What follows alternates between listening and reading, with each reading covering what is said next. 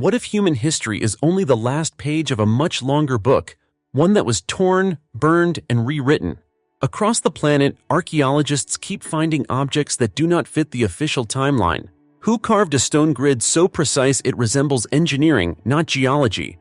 Why did a mythical metal like orichalcum appear as real cargo in the Mediterranean? And how could a 40,000-year-old Denisova bracelet show machining marks that look almost modern? If these things are real, and many of them are, then the uncomfortable question remains: what else has been missing from the story? The public is often taught to imagine history as a clean, upward staircase. Stone tools become bronze, bronze becomes iron, tribes become cities, cities become empires, and eventually science explains the rest. It is a comforting model because it feels orderly. It suggests that progress is predictable and that the past can be neatly categorized into primitive and advanced. But archaeology rarely behaves that way. Across deserts, oceans, frozen tundra, and drowned coastlines, excavations sometimes reveal artifacts that look misplaced, objects that seem to require knowledge, precision, or organization that shouldn't exist in their era. When this happens, researchers do not usually announce a revolution. They do what science is designed to do: test the material, verify the context, compare it to known technologies, and search for the simplest explanation that fits the evidence. Sometimes a mystery collapses into geology, contamination, or misinterpretation. A strange pattern becomes a natural fracture. An impossible object turns out to be a later intrusion into older layers. A legend becomes poetic language, not literal material. That is why mainstream archaeology moves cautiously, because extraordinary claims without extraordinary evidence can damage the credibility of real discoveries. And yet, not every anomaly disappears under scrutiny. Some artifacts remain stubbornly difficult to frame inside the accepted narrative, not because scientists are hiding them, but because the honest answer is often incomplete. The object is real, the dating is credible, the craftsmanship is measurable, yet the pathway that produced it is unclear. These are the cases that create tension inside academic discussion. They do not prove aliens, they do not automatically confirm lost super-civilizations, but they do expose gaps in what modern people assume they know about ancient capability. This story follows 10 such discoveries, spread from West Virginia's quiet shoreline to the icy Arctic, from the Andes to the Mediterranean seabed. Each one carries a simple, unsettling message. The past may have been more complex, more fragmented, and more surprising than the timeline printed in textbooks. And if the first discovery already feels out of place, what happens when the pattern repeats again and again across the world? 1. Waffle rock, a geometrically shaped rock that shouldn't exist. West Virginia, USA. If you walk along the quiet shoreline of Jennings-Randolph Lake in West Virginia, there is nothing to suggest that history is about to behave strangely.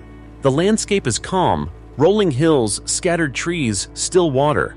No ruins, no monuments, no warning signs of mystery. And then, rising from the ground, you see it. A massive stone slab, flat, heavy, unmistakably deliberate. What makes the waffle rock impossible is not its size, but its surface. Instead of cracks, erosion, or random fractures, the stone is covered in a repeating grid of geometric shapes, hexagons and diamond-like cells arranged with striking uniformity. Each segment mirrors the next. The angles are consistent. The spacing is precise. It does not look broken. It looks organized. Almost engineered. The formation was first documented in the 1940s by the U.S. Army Corps of Engineers during surveying work in the area. Their reaction was not casual curiosity. Nothing else in the region resembled this structure, and when the valley was later flooded to create the reservoir, an unusual decision was made. The stone was carefully removed and relocated rather than left to disappear underwater. For an organization focused on infrastructure, not archaeology, that choice speaks quietly but clearly. Geologists have attempted to explain the pattern through natural processes. Some proposed sedimentary jointing. Others pointed to mineral crystallization under pressure or rare fracture mechanics in ancient rock layers. These explanations are reasonable, and yet incomplete. Natural formations can produce hexagonal shapes, but rarely with this level of consistency across a single surface. Rarely with such sharp boundaries, rarely in isolation without surrounding examples. The deeper problem is repetition. The cells repeat like a structural grid, not like chaos frozen in stone. The alignment feels intentional, as if the rock was stamped or molded rather than fractured. It raises an uncomfortable question. If this is natural, why does it resemble design so closely? Alternative interpretations exist, but they live on the margins of academic discussion. Some suggest the stone may be a fragment of an ancient wall or platform, something once part of a larger construction that has long since vanished. Others note its resemblance to industrial casting patterns or the underside of mechanical structures, comparisons that feel unsettling precisely because they sound anachronistic. No serious researcher claims to know exactly what created the waffle rock, but its presence does something more subtle and more dangerous to certainty. It resists dismissal. It sits there, silent and geometric, forcing observers to choose between two uncomfortable options. Either nature produced something that looks remarkably like engineering, or engineering existed here long before anyone expects it to. And if a single stone can raise that question, what happens when metal does the same? 2. Orichalcum. The legendary metal becomes physical evidence off the coast of Sicily. For centuries, orichalcum existed in a space that scholars were comfortable dismissing. It appeared in Plato's writings as a symbol, a poetic metal used to decorate the temples and walls of Atlantis. Beautiful, shining, mythical, conveniently unreal. And then, beneath the Mediterranean Sea, that assumption began to fracture. Off the coast of Sicily, near the ancient port city of Gela, underwater archaeologists investigating a shipwreck made an unexpected discovery. Inside the wooden hull lay dozens of metal ingots, neatly shaped, intentionally stored, unmistakably valuable. At first glance, they looked like copper, but their color told a different story, a reddish gold shimmer, warm and unfamiliar, unlike typical Bronze Age cargo. Laboratory analysis removed the romance but not the mystery. The ingots were composed primarily of copper and zinc, with trace elements of nickel and lead. In modern terms, this combination resembles brass, but not the crude brass of later periods. The alloy was unusually refined, requiring controlled temperatures and deliberate metallurgical knowledge. More importantly, its appearance matched Plato's description of orichalcum with unsettling accuracy. What changed everything was scale. This was not a single ceremonial artifact or symbolic ornament. Nearly 40 ingots were recovered. This metal was being transported in bulk. That implies standardization, production, trade. Someone knew how to make it consistently and knew it was valuable enough to move across the sea. Mainstream historians are careful here, and rightly so. The shipwreck does not prove Atlantis existed. No ruins have surfaced bearing its name. No inscriptions declare a lost empire rising from the waves. But the discovery does something equally important. It collapses the idea that orichalcum was purely imaginary. A metal long dismissed as literary metaphor now had physical presence. The implications ripple outward. If ancient Mediterranean cultures possessed the knowledge to produce such an alloy, where did that knowledge originate? Why is it scarcely documented? And why does it appear suddenly, then vanish from the historical record? Some researchers suggest it may have been reserved for elite structures, temples, sanctuaries, palaces, places designed to impress, intimidate, and endure. Others wonder whether it belonged to a metallurgical tradition that thrived briefly, then disappeared due to collapse, conquest, or environmental change. What remains undeniable is this: the ancients were not simply experimenting blindly with metal. They were engineering materials with intent, precision, and aesthetic purpose. Orichalcum was not magic, but it was advanced. And if a mythical metal turns out to be real, carefully manufactured, and widely traded, how many other legends are quietly waiting for the same reconsideration? Because next, the metal in question is not copper-based at all. It is iron. and it appears thousands of years too early. 3. The 4,000-year-old iron tiara, iron that arrived too early, Siberia. Deep in the frozen expanses of Siberia, archaeologists excavating an ancient burial mound expected the familiar pattern of early human craftsmanship: stone tools, bone ornaments, perhaps traces of copper or primitive bronze. What they uncovered instead forced them to confront one of the most uncomfortable contradictions in metallurgy. Inside the grave lay a tiara. Delicate in shape, carefully curved, elegant rather than crude, and made of iron. Radiocarbon dating placed the burial at over 4,000 years old, centuries before iron smelting was supposed to exist anywhere in the world. According to established timelines, societies of this era lacked the technology to reach the temperatures required to extract iron from ore. They did not have the furnaces, the controlled airflow, or the metallurgical understanding needed to work this material intentionally.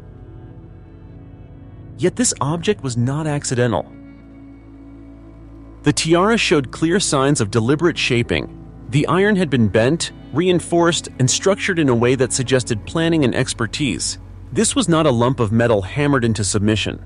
It was engineered for durability and appearance, likely intended for ceremonial or high-status use. Its design did not match known metal traditions from neighboring regions, making cultural borrowing an unlikely explanation. The first attempt to resolve the paradox was familiar: meteoritic iron. Many early cultures occasionally used iron from meteorites, rare fragments of metal that fell from the sky already refined by cosmic processes. But chemical analysis quickly ruled this out. The composition of the tiara did not match known meteoritic signatures. The alloy lacked the nickel ratios typically associated with extraterrestrial iron. This iron had been processed. That single conclusion destabilizes the standard narrative. If this community possessed iron-working knowledge so early, why did it leave so little trace? Why did the technique not spread, evolve, or dominate as bronze eventually did? One possibility is isolation, a small group achieving a breakthrough independently, without the population size or stability needed to preserve and transmit that knowledge across generations. Another possibility is loss. Technological progress is not guaranteed to move forward. Wars, climate shifts, famine, and migration can erase entire skill sets. The tiara may represent a peak that collapsed before history could record it. What remains is a simple fact that refuses to soften with time. Someone in Siberia worked iron when iron was not supposed to be workable. And if iron could appear this early, then the assumption that ancient technology always advanced in a straight line begins to look fragile. Because next, the material disappears entirely, and stone begins to behave like circuitry. 4. Peru's ancient earth batteries. When stone behaves like technology. Andes, Peru. High in the Andean highlands of Peru, the landscape itself seems to resist simple interpretation. Wind-swept plateaus stretch for miles. Stone outcrops break through the earth like exposed bones. At ground level, many of these formations appear unremarkable. Terraces, carved steps, shallow grooves in rock. Nothing that immediately suggests advanced engineering. That illusion disappears the moment the sites are studied as a system. When archaeologists mapped these formations from above, a disturbing pattern emerged. The carved stones were not scattered randomly.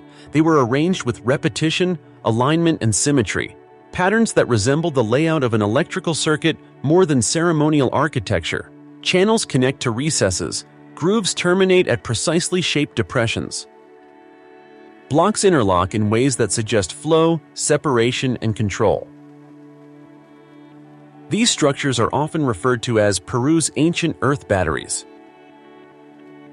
The term is controversial, and for good reason. There is no direct evidence that electricity, as we define it today, was formally understood in the ancient Andes, but the geometry of the stones raises questions that ritual explanations struggle to answer. The cuts are clean, the angles are consistent. The same structural motifs appear again and again across different sites, including areas near Sacsayhuaman and Kenko. Some of the carved channels appear designed to guide liquids, possibly water rich in minerals, through a controlled pathway. Others seem positioned to isolate stone sections from direct contact, echoing the logic of insulation. Researchers who approach the sites from a purely symbolic perspective often struggle to explain why such precision would be necessary for ritual alone. Alternative hypotheses attempt to bridge the gap without invoking lost technology. One suggests that these structures functioned as hydraulic systems, using water flow to generate pressure or resonance for agricultural or ceremonial purposes. Another proposes that the stones were designed to interact with natural earth currents, subtle electromagnetic forces that move through fault lines and mineral-rich ground. Local oral traditions add another layer of complexity. Indigenous legends speak of stones that once sang or held power, phrases long dismissed as metaphor. Yet when paired with the physical layouts now visible from aerial surveys, those stories feel less like fantasy and more like fragmented memory. What makes these formations particularly unsettling is not any single theory, but their consistency. Independent sites share similar logic, similar geometry, similar intent. Stone, shaped not just to be seen, but to function. If these structures truly represent an attempt to harness natural forces, water, vibration, energy, then they suggest a worldview radically different from what modern history assigns to ancient Andean societies. And if stone could be shaped to guide invisible forces beneath the earth, then the next discovery asks a simpler, sharper question. What happens when the metal itself does not come from Earth at all? 5. The Greenland meteoritic axes, tools forged from fallen stars. In the icy reaches of Greenland, survival has always depended on adaptation. The land offers little wood, almost no workable stone of high quality, and extreme conditions that punish inefficiency. For the ancient Inuit cultures that lived here, every tool mattered, which is why what archaeologists found beneath layers of frozen tundra was so unexpected. Small axes. Not crude, not experimental, but carefully shaped, balanced, and sharpened tools. Objects that stood apart from the surrounding stone artifacts. Their surfaces showed intentional flaking and controlled edges, signs of craftsmanship guided by experience rather than improvisation. The real shock came from the material. Chemical analysis revealed that these axes were made from meteoritic iron, metal rich in nickel, unmistakably extraterrestrial in origin. Long before iron smelting existed in the Arctic, fragments of meteorites had fallen onto the ice, embedding themselves in the landscape. Many ancient cultures occasionally used such material, hammering it cold into simple forms, but the Greenland axes were different.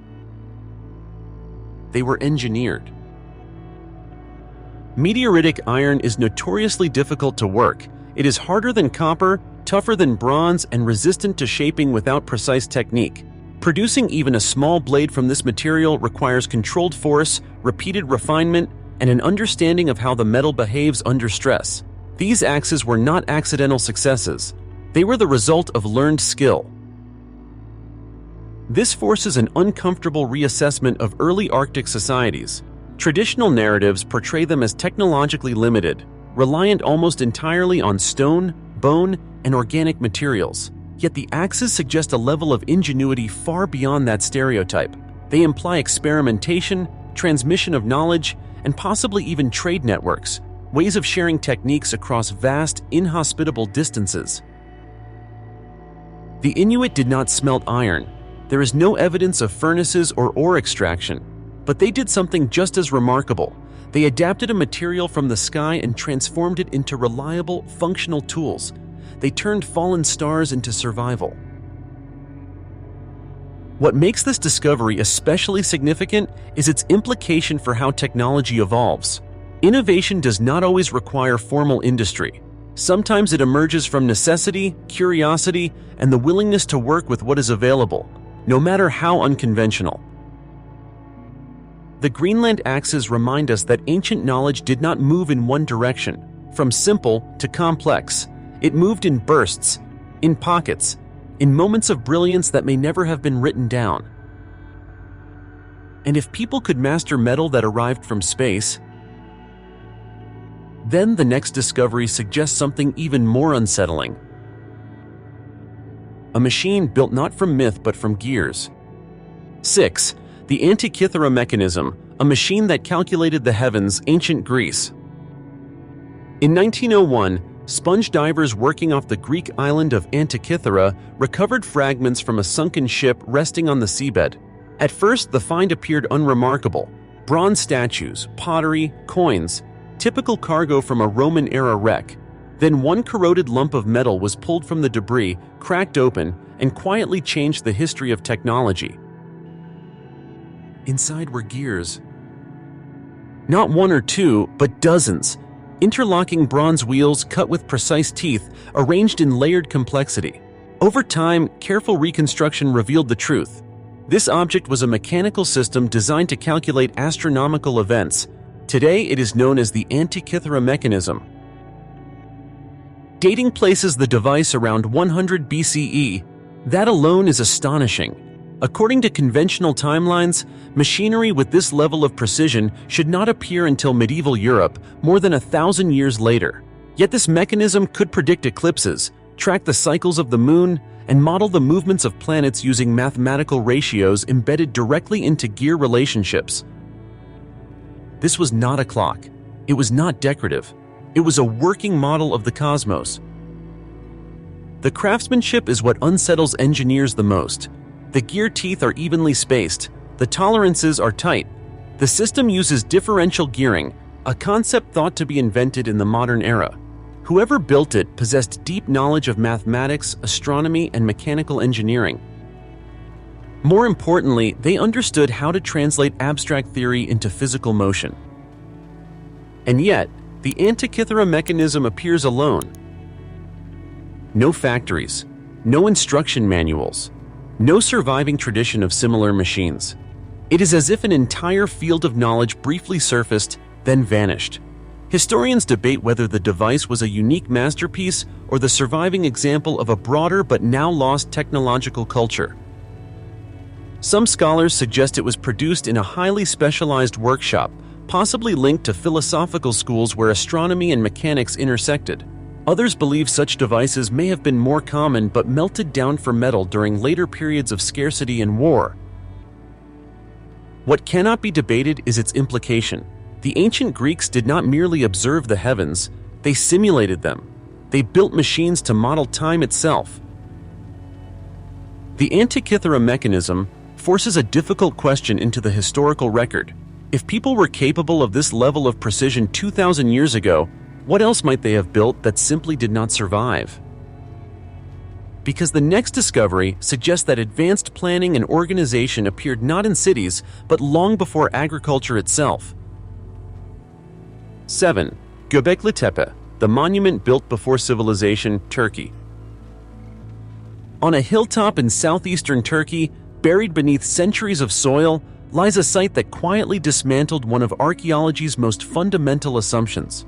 For decades, historians believed that large-scale construction required agriculture, permanent settlements, and complex economies. Göbekli Tepe overturned that sequence.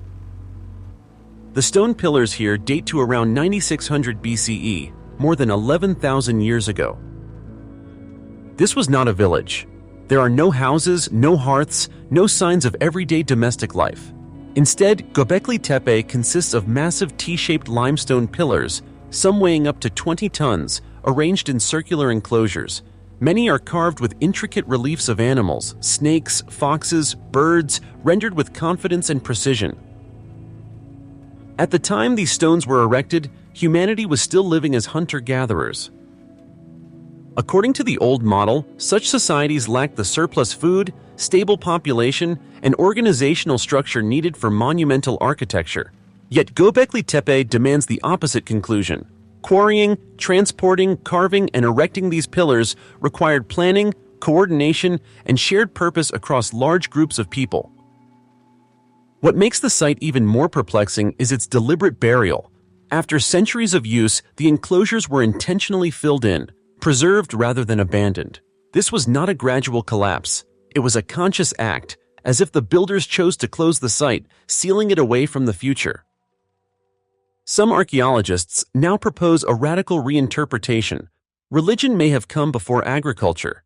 Instead of farming enabling temples, temples may have motivated farming.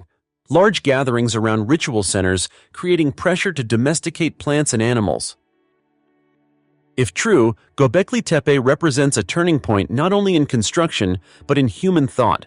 It suggests that shared belief, symbolism, and social cohesion were powerful enough to reorganize entire lifeways long before cities existed. The site does not reveal advanced machines or metals. Its power lies elsewhere. It shows that complexity is not limited to tools. Organization itself can be a form of technology. Göbekli Tepe forces historians to admit something deeply unsettling. Civilization did not emerge in a straight line. It surged forward in unexpected ways, driven by forces we are still trying to understand.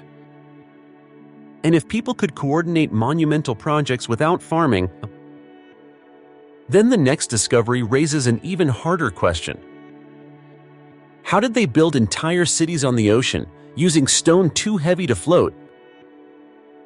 8. Nan Madol, the stone city built on water, Micronesia.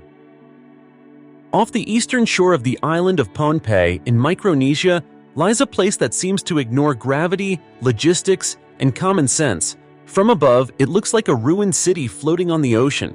From within, it feels like a question that was never meant to be answered. Nan Madol is composed of more than 90 artificial islets, all constructed on a coral reef.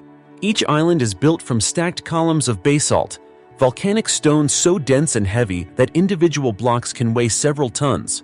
The stones are arranged in crisscross patterns, fitted without mortar, forming walls, platforms, and canals. There is only one problem. There is no known quarry on Pohnpei that explains where this basalt came from.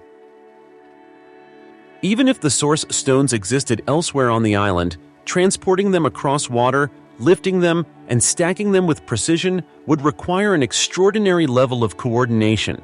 Yet when Nan Madol was built, between roughly 1200 and 1600 CE, there is no evidence of metal tools, pulleys, wheels, or advanced lifting technology. Local oral traditions attempt to fill the gap. Some legends describe stones that floated through the air, guided by chance or supernatural power. Others speak of lost techniques known only to a ruling elite. These stories are often dismissed as myth, but they reflect a deeper truth. Even the descendants of the builders no longer knew how the city was made. Nan Madol served as a political and ceremonial center, a seat of power isolated by water. Its layout suggests intentional separation, ritual spaces distinct from living areas, canals designed for controlled access. This was not random construction, it was urban planning. Archaeologists propose several theories. Some suggest the stones were moved by raft and manpower, slowly and dangerously. Others speculate about log rollers or tidal manipulation. But none of these explanations fully account for the scale, repetition, and consistency of the architecture. What remains undeniable is this: a society without recorded advanced technology managed to build a city that modern engineers still struggle to explain. Nan Madol challenges the assumption that complex architecture requires complex machines. It suggests that knowledge, organization, and lost techniques may substitute for tools we take for granted today. And if entire cities could be built on water, then the next discovery asks a far more intimate question. What happens when an object is so advanced that it appears tens of thousands of years too early? 9. The Denisova bracelet, precision engineering in deep prehistory, Siberia. In a remote cave in the Altai Mountains of Siberia, archaeologists were not searching for technological breakthroughs. They were excavating sediment layers, cataloging stone tools, and tracing the presence of an ancient human group now known as the Denisovans. What they found instead was an object that felt profoundly out of place. A bracelet. Not a crude ornament, not a rough stone ring, but a carefully shaped piece of green chlorite stone, polished smooth, symmetrical, and pierced with a perfectly round hole. Radiocarbon dating placed the layer at approximately 40,000 years ago, a time when Homo sapiens were still producing relatively simple tools. The craftsmanship is what makes the Denisova bracelet so disturbing. Microscopic analysis revealed that the hole was drilled with remarkable precision. The edges are clean. The interior surface shows rotational symmetry, consistent with high-speed drilling rather than scraping or pecking. The polish suggests prolonged grinding with controlled abrasion. These features imply not only skill, but tools capable of maintaining speed and stability. Such techniques should not exist in this period. According to conventional models, early humans and related hominins lacked the mechanical means to drill hard stones so accurately. There is no evidence of metal tools, no confirmed rotary devices, no known technology that could easily explain the bracelet's finish. And yet, the object exists, unchanged by interpretation. The Denisovans themselves add another layer of complexity. Genetic analysis shows they were a distinct human group, neither fully modern human nor Neanderthal. Their culture is poorly understood, known mostly through DNA fragments and sparse artifacts. The bracelet suggests that they may have possessed cognitive and technical abilities that archaeology has barely begun to recognize. Some researchers argue that the precision could be achieved through extreme patience and manual skill alone. Others note that even with time, achieving such symmetry without specialized tools would be extraordinarily difficult. The debate remains open, but the discomfort is real. This bracelet does not rewrite history on its own, but it introduces a dangerous possibility that deep prehistory included moments of innovation, refinement, and aesthetic sophistication that were later lost, overwritten by extinction and migration. Technology does not always leave a trail. Sometimes it leaves only a single object, quiet, polished, and impossible to ignore. And if advanced craftsmanship existed tens of thousands of years ago, then the final discovery returns us to a question that should feel familiar by now. What if electricity itself is older than we think? 10. The Baghdad Battery. Electricity before the Electric Age? Ancient Mesopotamia? In the 1930s, while excavating near Baghdad, archaeologists uncovered a set of small clay jars that appeared ordinary at first glance. Each vessel was unremarkable until it was examined from the inside. Within the jar sat a copper cylinder. Inside that cylinder, an iron rod. The components were sealed with asphalt. The arrangement was precise. When replicas of these jars were later filled with acidic liquids such as vinegar or fermented grape juice, they produced a measurable electric current, weak but real. The objects became known as the Baghdad batteries. Dating places them between roughly 200 BCE and 200 CE. That timeline presents a problem. The history of electricity, as officially taught, begins in the modern era. Ancient texts contain no explicit references to circuits, voltage, or current, and yet the physical structure of these jars matches the basic principles of an electrochemical cell. Skeptics argue that the jars may have served a different purpose, perhaps storing scrolls or holding ritual substances. These are reasonable alternatives, but they do not explain the specific combination of materials nor the insulating asphalt seal. If the goal was storage, simpler designs would have sufficed. One hypothesis suggests the batteries were used for electroplating, coating objects in thin layers of metal for decoration or corrosion resistance. Evidence of unusually thin metal coatings on ancient artifacts has fueled this theory, though definitive proof remains elusive. What makes the Baghdad battery compelling is not certainty, but convergence. Once again, an ancient object aligns too neatly with modern understanding to be dismissed outright, yet lacks the documentation needed for confirmation. It occupies the same uncomfortable space as every discovery before it, real, functional, and poorly explained. When the timeline refuses to stay intact.